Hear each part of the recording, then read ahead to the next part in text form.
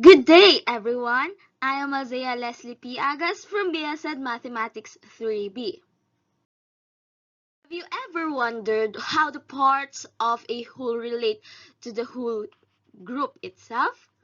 In group theory, this relationship is more than just coincidence. It's a rule governed by a powerful idea known as Lagrange theorem. Good day again, everyone. Our presentation today is entitled Connecting Orders. We are going to relate the order of the group and the order of its subgroup. Our first task, we've identified that the model forms a group structure. In addition, we're done determining as well and investigating its subgroups, and we've got Z sub 1 up to Z sub 18, which is the trivial subgroup.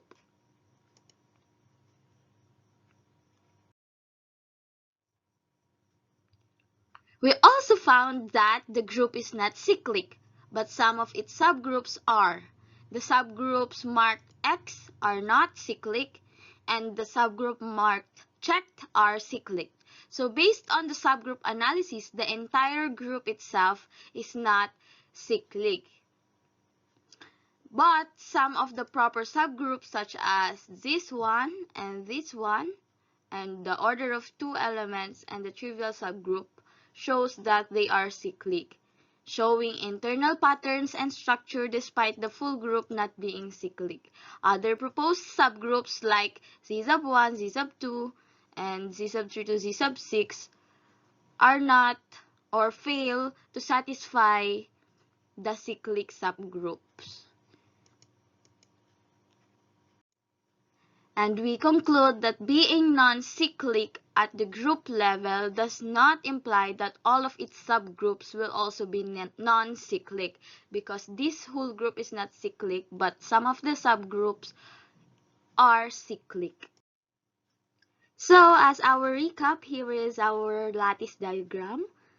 At the top, we have the Z, which includes all the elements of our table, and then Z sub 1 includes 8 elements from our table, order of 8 elements as well, that generated by COEG, and C sub 2 is order of 8 elements as well, and C sub 3, C sub 4, H, and Z sub 5, C sub 6, they have order of 4 elements, and then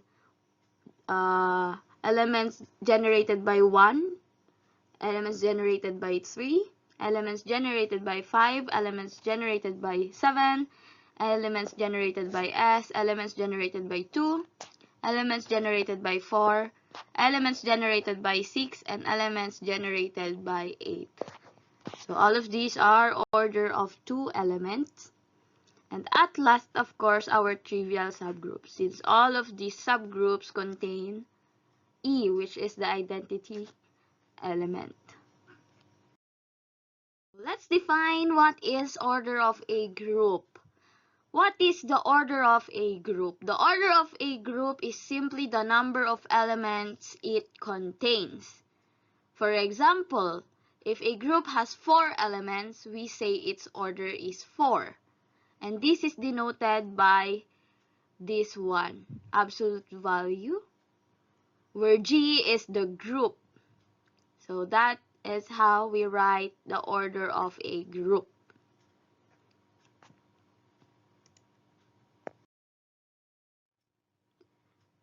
Here we have a group G with 4 elements, E, A, B, C, for example.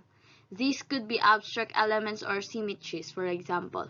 Since there are 4 elements, we write G equals 4. This is an example of a finite group.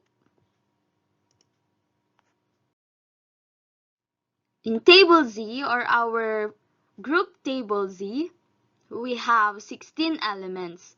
Therefore, the order of elements of this group from our geometric model is 16, meaning order of number 16. Knowing that the number of the elements gives insight into the structure of the group, The concept of order is also crucial when studying subgroups and applying important theorems. Now let's consider our cyclic subgroup number 1, or the chosen subgroup number 1, which is cyclic, and we have elements E, C, H, O, S, E, and G. And we are going to get the subgroups of this cyclic group. So we have here order 1, order number 2, order number 3, order number 4, order number 5, order number 6, order number 7, order number 8. So as we can see, order of 1, the trivial subgroup. Order of 2, we have E, S. Order of 3, none. Next, order of number 4, we have generator H, N. It generates E, S, and H. Order number 5 to order number 7, none. And order number 8, we have C, H, E, and G generates the whole group. So why do you think order number 3, 5, 6, and 7 are not included, or there is no subgroup with order number 3, 5, 6, 7? Let's discover. That is why order of 3, 5, 6, and 7 a while ago is not part of the order of our subgroup, because Lagrange theorem states that the order of any subgroup H of a finite group G divides the order of G. That is, if H is a subgroup, meaning there exists subgroup first of G, then the order of subgroup H divides the order of group G. For example, if G is 12, or the order of group G is 12, then any subgroup H must have the order of elements 1, 2, 3, 4, 6, or 12. Why? Because these numbers divides 12.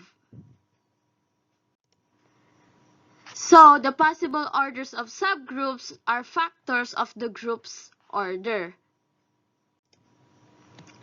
This theorem says that the given cyclic group C1 a while ago has 8 elements, right? The order of a subgroup must divide the order of the group. Therefore, the possible orders of subgroup of C1 are 1, 2, 4, and 8. Subgroups of order 3, 5, 6, and 7 are not possible because these numbers do not divide 8.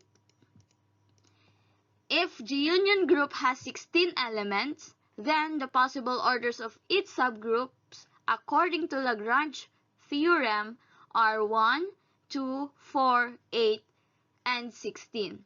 These are all the divisors of 16. So that is how Lagrange theorem works and connected to order of a group. As we can see, our subgroups only contains order of 16, order of 8 elements, order of 4 elements, order of 2 elements, and 1 element, because those orders are divisor of 16. So here is our order of 1 element, order of 2 elements, order of 4 elements, order of 8 elements, and order of 16 elements. Therefore, we conclude that the said theorem applies to all finite groups, whether they are cyclic or not cyclic.